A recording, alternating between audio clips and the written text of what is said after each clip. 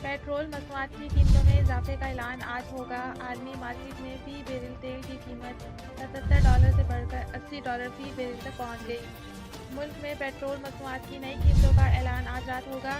कीमत में रद्दोबदल का हतमी फैसला वज़ीर ख़जाना इसहाक़ डार करेंसी रेट को मद्देनज़र रखकर करेंगे और इसकी मंजूरी वज़ीर आज़म से ली जाएगी।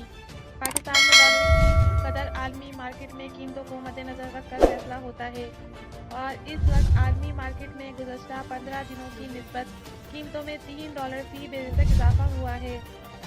आलमी मार्केट में पेट्रोल मसनूआत की कीमतें $77 से बढ़कर $80 फी बैरल तक पहुंच गई हैं।